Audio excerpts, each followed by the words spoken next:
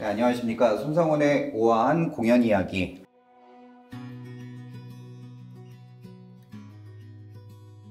네, 새로운 코너죠.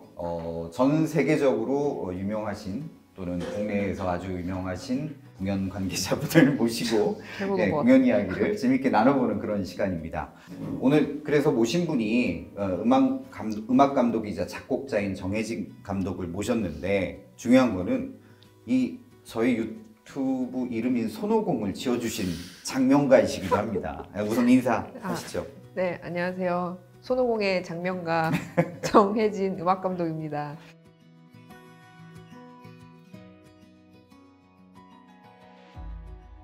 그리고 이 앞에 이게 보이시나요? 예, 아주 무섭습니다. 예, 제가 만약 좀이라도 재미없거나 말을 씹으면 제가 이걸 써야 될지도 모릅니다.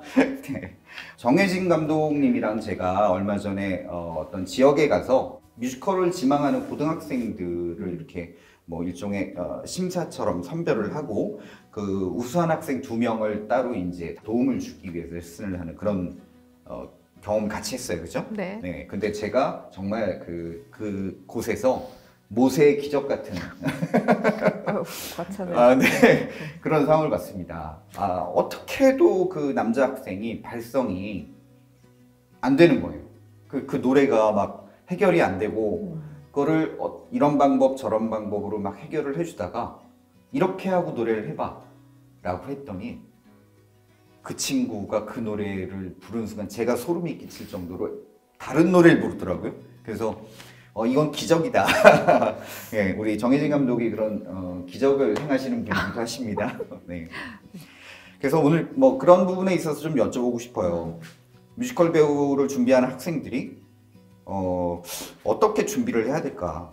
뭐 음악 공부를 해야 되는지, 네. 뭐 악보 보는 법을 배워야 되는지, 아니면 뭐 등등 이런 것들이 있을 것 같은데 경험상 이야기를 좀 해주십시오.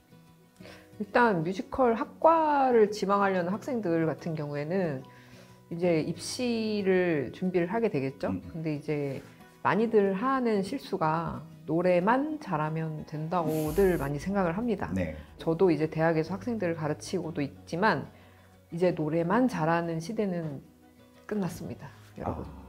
연기의 비중이 굉장히 높고 그 외에 뭐 특기, 춤이나 다른 특기들도 많이 준비들 하시지만 솔직히 말씀드리면 딱 한마디 들으면 이 친구가 연기까지 생각하는 친구구나, 정말 그냥 앵무새처럼 노래 연습만 했구나가 거의 판가름이 나요.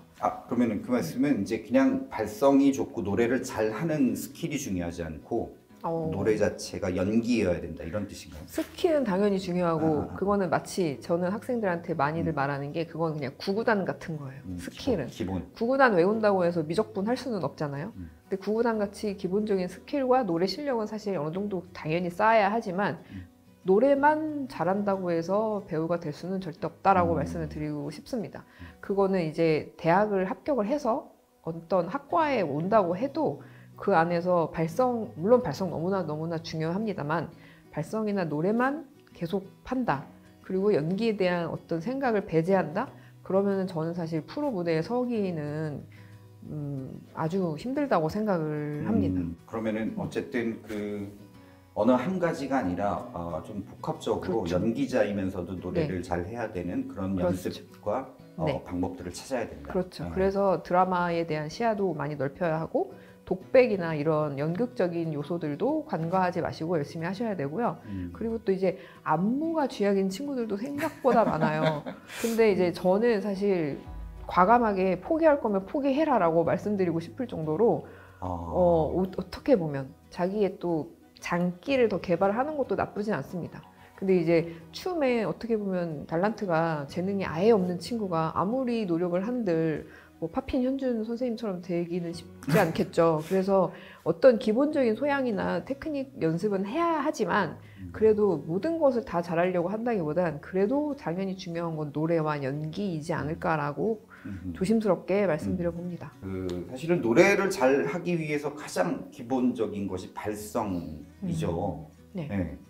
근데 이 발성도 뭐 굉장히 다르잖아요. 뭐 뮤지컬 발성, 다르죠. 오페라 발성, 뭐 하여튼 판소리도 다 다른데 어쨌든 뮤지컬에 한정해서 발성을 잘 하려면 라는 질문을 드린다면 네. 질문이 참 어렵네요. 근데 아. 이제 지금 대표님이 말씀하신 데에 답이 있는데 뮤지컬이란 장르는 어느 한 장르에 국한되지 않고 오페라부터 뭐 락, 뭐 재즈, 뭐 힙합까지 어떻게 보면 그러네요. 랩도 하고 뭐 오페라의 유령부터 지저스 크라이스트 슈퍼스타까지 너무나 많은 장르가 있기 때문에 어느 한 가지 발성만 쓴다고 하면 사실 너무 제약이 많고요.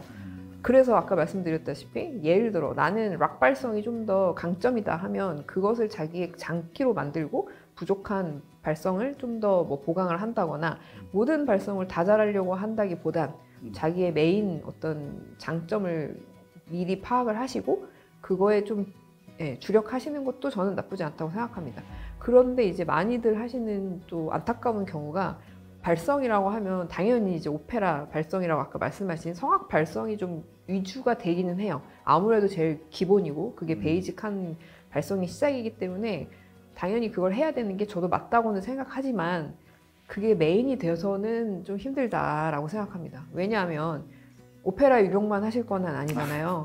그리고 그 오페라 하시는 분들은 일단 몸을 잘 안 움직이고 발성 기관을 일자로 써서 노래를 하시는 경우가 많기 때문에 저희 뭐 뮤지컬에서 춤추면서 안무하면서 뛰어다니면서 노래하는 경우는 사실 조금 좀 불리하지 않나. 이것도 또한 좀 뜨거운 감자예요. 좀 조심스럽지만 학교에 와서도 오페라나 어떤 그런 쪽으로 나갈 것이 아니라면 다양한 발성을 접해봐야 한다.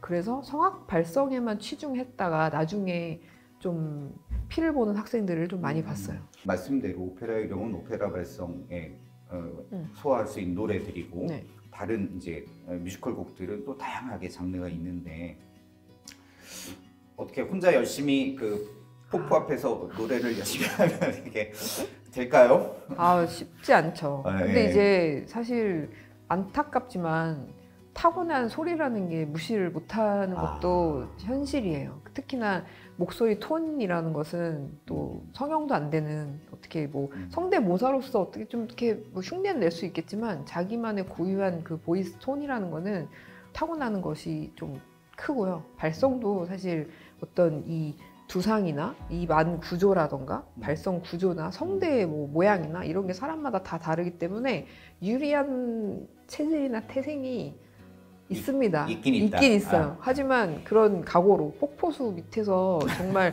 어떻게든 내가 이 난관을 이겨내겠다라는 각오로 임한다면 저는 불가능하지 않다고 생각하고 음치 탈출 이상으로 정말 눈에 띄는 그런 결과를 본 경우도 많아요. 아까 잠깐 대표님이 언급하셨던 그 학생 레슨 잠깐 1시간도 안 되게 했지만 그런 경우들도 보고 근데 이게 정말 케이스 바이 케이스이기 때문에 뭐 무조건 된다라고는 말 못하고요. 본인의 의지와 어떤 상황과 운과 노력과 다 모든 것이 맞아야 한다고 생각합니다. 그럼 지금 활동하고 있는 뮤지컬 배우 중에 네. 지금 말씀하신 것처럼 타고난 재능으로 성공한 배우가 있겠죠, 물론. 그렇죠. 네. 근데 그렇지 않은 케이스도 있나요? 그렇죠. 있죠, 아까 있죠. 말씀하신 정말 피나는 노력으로 되는 경우. 그럼요.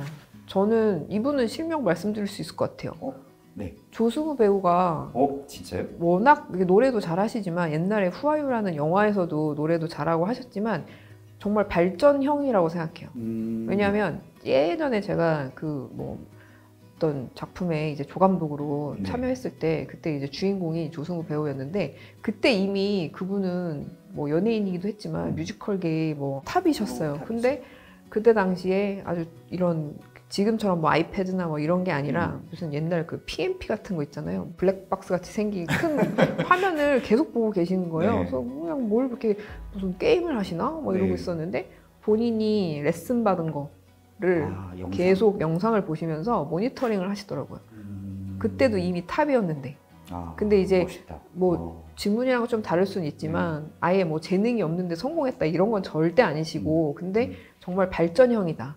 저는 그때 당시에 뭐 20대 완전 뭐 애기 스텝이었는데도 너무너무 존경스럽다고 생각했어요. 그냥 그 스타가 되는 법은 없는 것 같아요. 네. 네. 실제로도 현재 뭐 대극장의 뮤지컬의 주인공을 하고 있는 그런 분들도 지금 말씀하신 것처럼 다 노래 배우시고요. 네. 지금도. 네. 끊임없이 연기도 레슨 받고 연습하시고 혼자 그쵸. 이렇게 살고 있죠. 아주 유명하신 분들도 네. 지금까지도 뭐 데뷔하신 지 10년, 20년 되신 분들도 뭐 선생님들 찾아다니시면서 레슨도 받으시고, 물론 혼자 하면서 깨우치고 또 업그레이드 되는 부분도 있지만, 그런 분들도 이제 선생님들 찾아다니면서 레슨을 받고 공부를 하시는 분들을 많이 봤어요. 네. 남녀 뭐 가리지 않고. 그러니까 그냥 무대 위에 화려해 보이지만 사실은 뒤에서 정말 피를 엄청난- 토하는 뼈를 깎는. 네. 하나 더 말씀드리자면 특히 배우 지망생 분들은 몸을, 아까 제가 뭐 안무는 너무 만약에 몸치다 이러면 과감하게 뭐 포기하고 자기 또 주력을 찾으란 말씀을 잠깐 드리긴 했지만,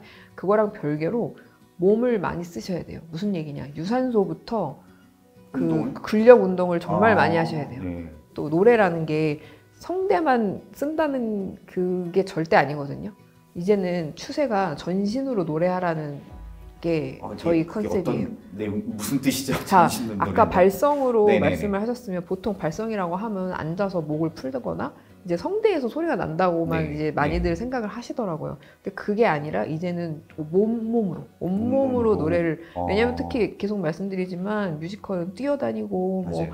춤추고 뭐 여러 가지 격한 그런 움직임을 하면서 또 노래를 해야 하기 때문에 정적이지 않을 확률이 높잖아요. 그쵸. 그것도 그렇고, 또 코어나 어떤 근육에서 받쳐주는 소리라는 게 엄청 중요하기 때문에 특히 학생들 같은 경우, 또 이제 뭐 뮤지컬을 이제 지망하시는 네. 분들 같은 경우에는 근력 운동과 유산소 운동을 꼭 하시라는 말씀을, 이것도 실명 말할 수 있습니다.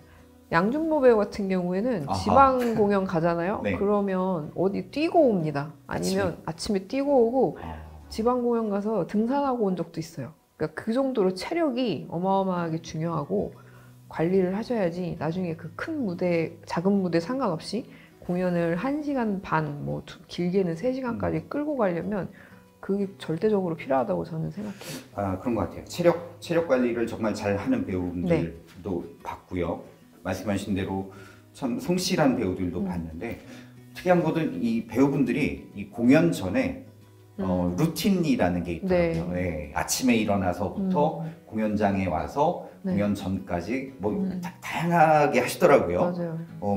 혹시 이런 것들은 뭐 누가 가르쳐 주는 건가요? 어떤 건가요? 선후배들이 좋다고 하는 거를 서로 이제 해보는 것도 있고, 네. 자기가 해봤는데 이건 안 맞네 뭐 하시는 분들도 있고, 예를 들어 어떤 분들은 극장에 한 2시간 전에 와서 계속 푸시업을 하세요. 푸시업을 힘들어서 물론 2시간 내내 하시진 않지만 네네네. 마이크 테스트하고 뭐 할 때도 다른 캐스트들이 뭐 할 때 빈틈에 그런 어떤 짜투리 시간에 계속 운동을 하시고 계속 뭐 싯업을 한다거나 푸시업을 한다거나 몸을 엄청 푸시고요. 목 풀고 이런 거는 사실 자기만의 루틴이 굉장히 많은데, 이거는 제 생각엔 배우들마다 다 다른 걸 보니 정해져 있는 건 없고, 뭐 립트릴이라고 하죠.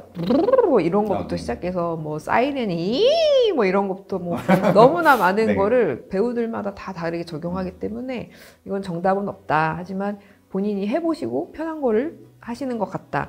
그리고 요새 대학로에 유행하는 아이템이 하나 있거든요. 조그만 요만한 보이스 미스트라고, 이거 저희 PPL 아닙니다. 정말 가습기 같은 건데 네. 그 안에 이제 그 식염수를 넣고 목에다가 직접적으로 흡입을 하면 극장이 워낙 먼지가 많고 건조하기 건조하죠. 때문에 배우분들이 굉장히 힘들어 하시거든요. 네. 근데 처음에는 저도 이거 뭐 미니 가습기인가? 근데 한두 명이 쓰기 시작하더니 이제는 거의 모든 배우들이 다 들고 다닙니다. 네. 그렇게 자기만의 어떤 루틴을 만드시는 분들도 있고, 이거 써보니까 좋더라, 이거 해봐라 하시는 분들도 있고, 목 푸는 루틴, 몸 푸는 루틴, 사람마다 다 아마 다르지 않을까. 공연 전에 핸드폰을 아예 확인 안 하시는 분들도 계세요. 전후로. 아예 극장에 와서는 핸드폰, 예를 들어 제가 그날 초대를 받아서 갔어요. 연락 안 돼요. 그리고 끝날 때까지 그럼 밖에서 저도 기다리는 거죠. 뭐 그런 식으로. 그러니까 공연에 집중하기 위해서 나머지를 다 정리한다. 그게 자기만의 루틴인 배우들도 있습니다. 유승현 배우라고 전화 확인 안 됩니다. 저 어제 30분 기다렸어요. 끝나고. 네.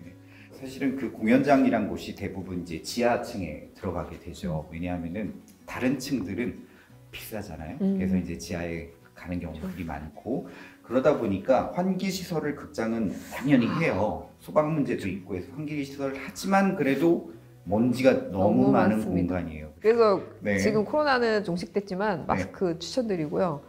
네, 아시겠지만 배우들이 이제 극장 리허설을 보통 테크라고 하죠. 그렇죠. 공연 전에 뭐 한 일주일 전쯤 극장에 들어가서 리허설 할 때는 무조건 마스크를 씁니다. 그것도 KF94 이상으로 해서 안 그러면 진짜 기관지가 너무너무 힘들어요. 잠깐 뭐 한두 시간 공연 보는 것까지는 그래도 괜찮은데 하루 종일 뭐 10to10으로 극장에서 리허설 일주일을 한다? 굉장히 힘듭니다. 왜 그러냐면 저희가 보통 한 짧게는 일주일, 길게는 한 열흘, 뭐 더 길게는 몇 개월 셋업이라는 걸 해요. 그러면 이제 무대를 제작해서 반입을 하고 조명을 내렸다가 다시 달기도 하고 뭐 이런 작업들을 오랫동안 하다 보면은 먼지가 수북하게 쌓이죠. 그래서 그걸 또 열심히 막 청소를 해요. 공연 전에. 먼지를 이제 깔아앉히려고 스프레이로 물을 다 뿌리세요. 그 다음에 가라앉은 걸 또 닦아내고 이제 스태프분들이 엄청 고생하시고 잠깐 말씀드리고 싶은 엄청 추운 극장이 많아요. 그 공조를 계속 돌려야 되기 때문에 뭐 한여름에 에어컨 시베리아처럼 추운 건 말도 못하고 겨울에도 계속 바람이 돌아야 되니까 극장은 좀 보통 춥지 않나. 네. 근데 또 배우들은 덥죠. 관객은 추운데 그렇죠. 그래서 히터를 틀잖아요. 근데 배우들은 땀이 끝장납니다. 덥고 목에도 또 안 그렇죠. 좋고 조명도 일단 뜨겁고 네. 배우들도 이제 대학로에도 이제 땀쟁이들이 워낙 많아서 그러면 또 어떤 사고가 일어나냐? 마이크가 물을 먹습니다. 맞아요. 그러면 이제 또 음향팀 이제 똥줄 타죠. 막 네. 뛰어 내려오고. 그래서 마이크를 2개씩 차는 경우도 네. 많죠. 그 주인공 같은 경우는 2개를 차요. 근데 저 정말 공연 중에 정말 프로를 한 분 뵀습니다. 이런 마이크이죠. 끝이 아주 작은데요. 여기 이게 땀이 쭉 흘러갖고 톡 맺혀요. 그럼 이제 소리가 맹맹한 소리가 이제 나오기 시작을 합니다. 아무리 소리. 노래를 해도. 근데 이 배우분이 뒤로 돌면서 손가락으로 마이크 끝을 탁 쳐갖고 이 땀을 튕겨내고 이렇게 돌아서서 노래를 하시더라고요. 이야. 정말 선수다. 어쨌든 그분도 이제 만행에서 공연을 마무리하셨고. 그게 얼마나 급했으면, 그렇죠. 그렇게 안 했으면 퇴장하기 전까지 계속 물 먹은 소리가 났을 텐데 아주 현명하신 배우님이시네요. 사실 뭐 대극장이고 그래서 전환이 있고 그리고 무대에 나갔을 때 이렇게 교체하거나 이런 지 못하고 소극장의 경우는 더 하죠. 그렇죠. 소극장, 타이밍이 없죠. 소극장 뮤지컬은 거의 출연하면 끝날 때까지 안 나가거나 이럴 수 있기 때문에 그런 스킬도 있다고 하더라고요. 그 어떤 배우는 사실은 아주 훌륭한 배우입니다. 실제 노래 소리가 지금 제가 말하고 있는 제 목소리보다도 작은 친구들이 있더라고요. 그리고 실제 성량이 큰 친구들도 있고. 근데 저희가 객석에서 듣기에는 그 두 개의 노래가 거의 비슷하게 들리거든요. 누군지 알 것 같네요. 그런 분들, 그 성량에 대한 거는 상관이 사실 뮤지컬에 별로 없다고 해야 되나요? 아니죠. 있습니다. 있어요. 근데 제 생각에는 아마 대표님이 들으셨던 그 작게 말하는 거는 그분들이 공연을 위해서 에너지를 아낄 때나 그런 게 아니었을까요? 아니면 노래를 들으신 건가요? 노래요. 실제 크게 막 부르지 않고. 무대에서? 네, 무대에서. 근데 마이크를 잘 타고. 잘 픽업을 시켜요. 그럴 수도 있죠. 왜냐면은 뮤지컬이라고 소리를 다 빡빡 지르는 게 아니라 미성으로 아니면 믹스 보이스로 가늘게 소리를 내는 경우도 있고. 근데 이제 그거는 이제 기술과 그분의 그 발성의 테크닉이 다 만나서 잘 들리는 게 아닐까. 왜냐면 작게 소리 내는 게 오히려 더 어렵거든요. 그래요. 그 발성을 안 하는 게 아니라 아주 임팩트 있게 소리를 붙여서 낸다거나 오히려 그게 더 스킬이 높은 거라고 생각해요. 큰 소리 그냥 우렁차게 내는 게 오히려 더 쉽다면 쉬울 수 있지 않을까. 그렇군요. 한국, 중국, 일본의 그 배우들이 공연하는 걸 봤어요. 근데 마침 한 작품을 다른 한국 배우, 일본 배우, 중국 배우가 하는 걸 봤는데 누가 제일 잘하게요? 우리나라. 당연하죠. 이게 재밌는 특징이 있더라고요. 일본 배우들은 굉장히 약속을 중요시하고 무대 위에서 상대 배우한테 딱 주는 에너지가 약속된 그리고 항상 그 에너지를 받아서 자기가 약속된 에너지를 다시 줘요. 그러다 보니까 그 틀에 딱 짜여진 느낌? 근데 한국 배우들은 아시죠? 네. 애드립이 많으시지만 네. 이만큼 에너지를 던져요. 그러면 상대 배우가 또 그걸 받아서 또 이만큼 던져요. 근데 이 관객이 객석에서 볼 때는 너무나 재밌거든요. 시너지가 그 에너지가. 그렇죠. 네. 사실 이런 것들 때문에 한국 뮤지컬이 훨씬 재밌는 것 같아요. 지금 대표님 말씀에 너무 동의하는데 그런 에너지는 정말 우리나라 배우분들 탑이라고 생각하고요. 거기에 플러스 발음의 구조와 발성의 구조의 차이가 있어요. 아하. 네. 왜냐하면 일본어는 받침이 없잖아요. 그렇죠. 그래서 지킬앤 하이드가 아니라 지킬앤드 뭐라 그러지? 하이도, 네네. 에드워드 하이도 약간 이렇게 발음을 하시고 그렇죠. 소리를 내는 위치가 나라마다 좀 달라서 그래서 오페라가 이태리가 오페라의 또 본 고장인 이유가 그라지에 앞에 붙어 있고 이게 오페라는 네네네네. 유리하고 또 근데 이제 동남아 분들은 노래 이게 오페라에 불리한 게 사디캅 이렇게 또 소리가 위치가 다 다르기 때문에 그러니까 예를 들어 태국 분들이 성악가로 유명하신 분들 찾기 어렵습니다. 뭐 가끔 있지만 근데 우리나라는 발성이 조금 더 어떻게 보면은 위치가 다양하다라고 저는 한글이. 그렇죠. 한국어가. 한글도 그렇고 발성하는 우리나라 사람들의 어떤 그 스타일이 좀 더 다양하다. 근데 일본 분들은 조금 받침이 없는 게 밀크가 아니라 미루꾸라고 하는 그쵸, 그런 게 제약이 엄청 좀 있지 않나. 그런 영향도 네. 있겠네요. 중국은 또 성조가 강하고 네. 그래서 한국이 최고다. 학생 가르치시잖아요. 지금 네. 대학에서 가르치시고 그때도 이제 그 고등학생 이렇게 가르치시는 걸 옆에서 봤는데 오디션을 준비하던 이런 분들이 가장 많이 하는 실수. 네. 오디션 팁. 일단 학생들 같은 경우엔 그러니까 프로 배우를 준비하시는 분들 말고 학생들이 하는 실수 중에 대부분은 그 넘버가 무슨 씬의 무슨 드라마인지를 몰라요. 아하. 그냥 냅다 노래만 하는 경우가 많고 유튜브 영상이나 이제 잘하시는 분들 걸 보면서 그냥 따라 하는데 이게 어떤 작품의 어떤 장면인지 무슨 감정인지를 배제하고 그냥 노래만 바로 시작하시는 분들을 많이 봤어요. 그 드라마에 맞는 톤과 발성이 달라지는데 그냥 국어책을 읽는 거랑 똑같이 느껴지는 거죠. 그런 영혼이 없는 소울리스. 그리고 이제 오디션 팁이라면 팁 너무나 뭐 다들 잘 아시겠지만 그 작품에 맞는 넘버를 가져가셔야 돼요. 예를 들어 지정곡이 아닌 자유곡 같은 경우에 뭐 정말 오페라의 유령인데 아까 말씀드렸듯이 지저스 크라이스트 슈퍼스타 넘버를 가져간다거나 반대로 뭐 몬테크리스토인데 거기에서 뭐 빨래 넘버를 가져간다거나 이게 그쵸. 결이 안 맞는 넘버를 가져가면 조금 그래도 아쉽다. 이게 뭐 당락을 결정지을 정도는 아닐지라도 그건 좀 아쉽다. 그래서 그 작품의 스타일에 맞는 넘버를 가져가셔라. 그리고 두 번째는 너무나 익숙한 넘버는 좀 피하셔라. 지금 네, 이거 지금만 해도 모두가 아는. 네. 근데 이것도 요새는 그래도 좀 추세가 네. 좀 풀어지긴 했어요. 네. 이게 너무 이게 악명이 높으니까 많이들 안 하셔서 오히려 지금 하면 좀 반갑기도 해요. 얼마나 이제 준비를 많이 하셔서 저거를 갖고 오셨을까? 약간 기대도 되고. 근데 그래도 너무 사고릴린이라고 하는 넘버는 좀 피하셔라. 반대로 세 번째, 너무 희귀한 것도 피하셔라.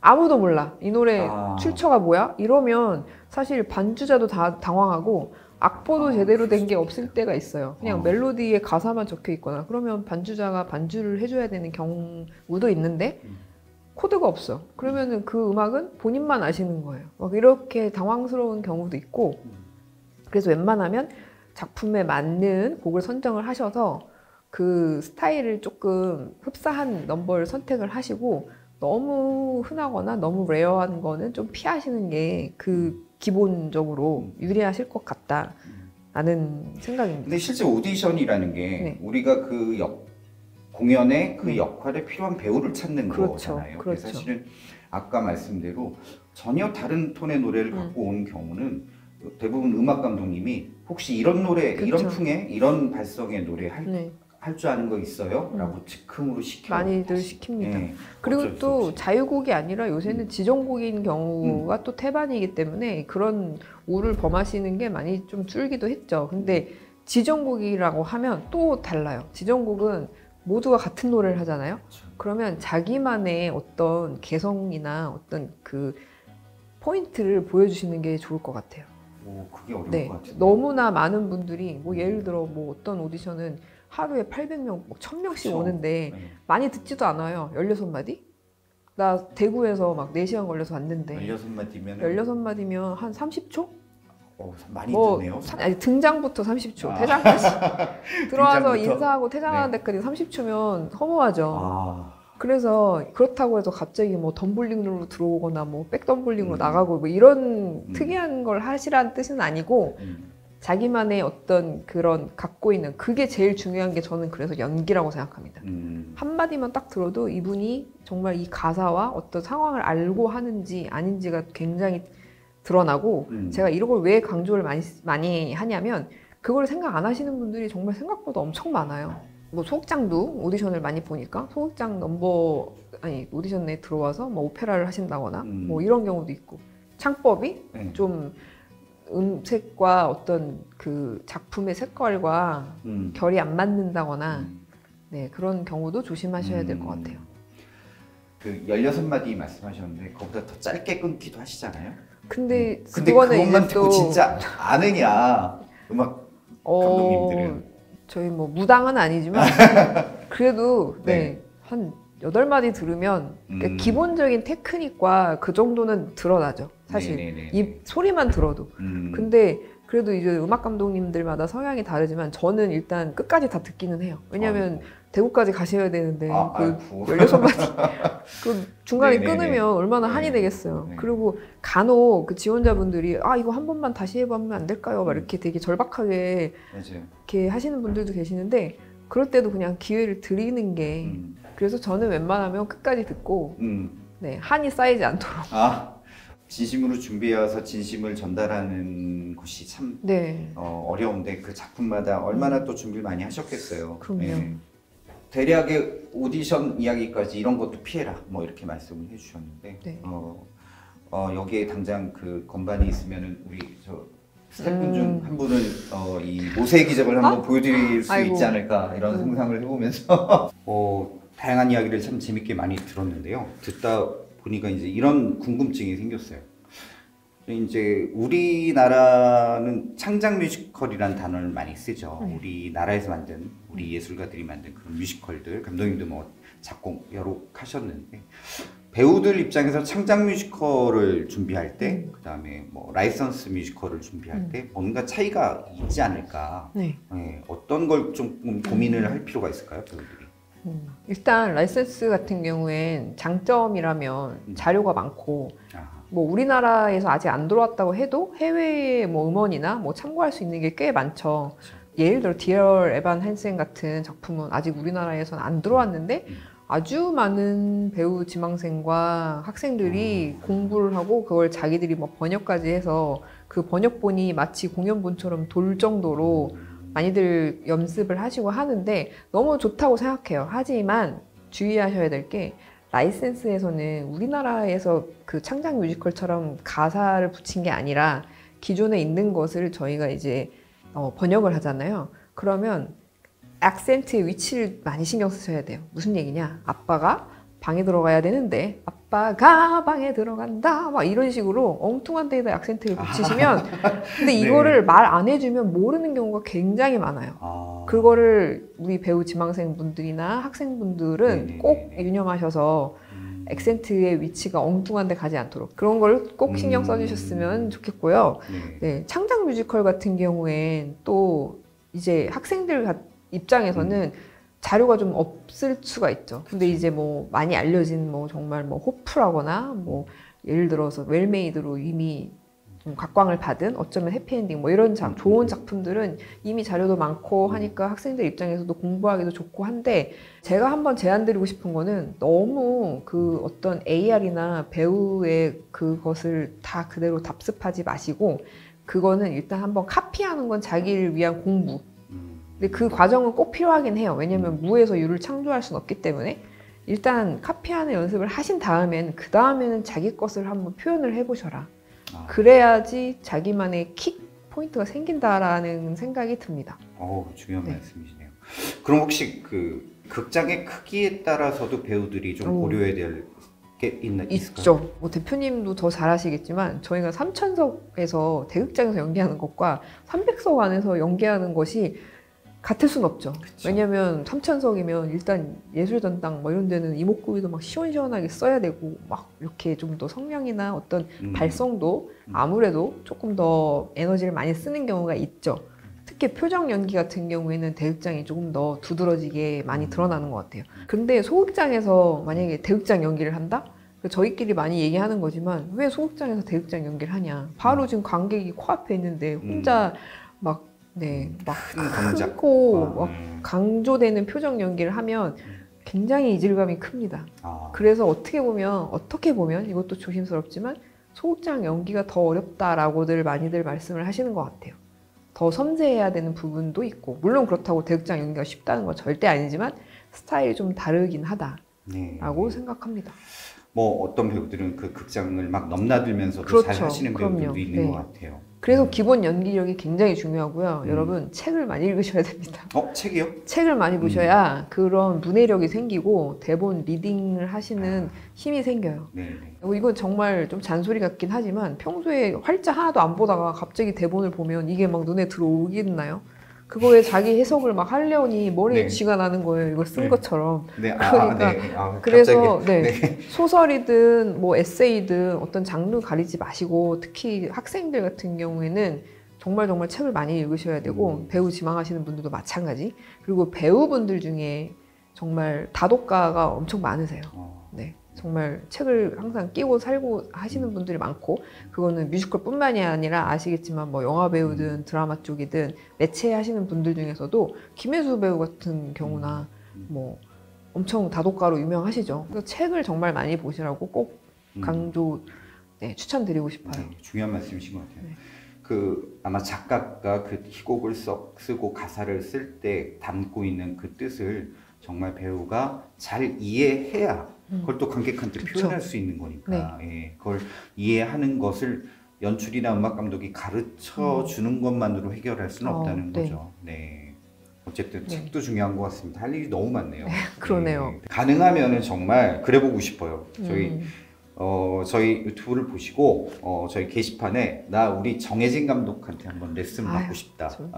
그 레슨을 신청을 하시면 정혜진 감독이 해주시고 그걸 저희가 촬영을 해보면 어떨까? 뭐 초상권이 허락하시는 분들이라면 얼마든. 그리고 물론 제가 뭐 다 정답은 아니에요. 저는 뭐 이런저런 트라이를 하면서 방법을 같이 찾아 나가는 건데 혼자 고민하시는 분들이 계시다면 함께 방법을 좀 모색할 수 있도록 지원을 한번 해보시는 게 어떠실지. 제가 또 여러 배우분들과 또 지망생들을 많이 겪으면서 쌓은 노하우들을 조금이나마 좀 도움이 될 수 있다면 전해드리면 어떨까 생각합니다. 그렇지만 쉽지 않아요. 마음의 상처를 받지 않으실 수 있도록 단단히 준비하고 오시길. 실제로 제가 옆에 있었는데 너무 재미있게 그 다음에 배려하면서 또 때로는 굉장히 단호하게 하세요. 근데 그걸 옆에서 보고 있는데 너무 재밌더라고요. 그래서 제가 좀 개그 욕심이 있어서 말을 좀 줄여야 될 것 같네요. 어쨌든 그런 기회가 또 생겨서 만날 수 있었으면 이란 바람을 하면서 오늘 긴 시간 동안 너무나도 재미있는 이야기 감사했습니다. 마무리 인사 해주시죠. 이렇게 초대해 주셔서 너무너무 감사하고요. 제가 또 평소에 존경하고 좋아하는 우리 손상원 대표님과 같은 자리에 이렇게 앉아서 이야기를 나눌 수 있다는 게 너무너무 또 좋은 시간이었고 너무 띄워주셔서 사실 초반에도 그렇고 제가 몸둘 바를 모르겠지만 여기 뭐 세계적인 분들 오신다는데 제가 여기 껴도 되나 막 이런 좀 작아지는 마음도 없지 않아 있습니다만 그래도 이렇게 같이 또 같은 일을 하면서 오랫동안 지켜봐 주신 분이 초대를 해주셔서 너무너무 또 감사하게 생각합니다. 또 뮤지컬을 하고 싶어 하시는 많은 분들이 방송을 보시면 꼭 또 우리 연이 닿을 수 있도록 많은 지원 부탁드립니다.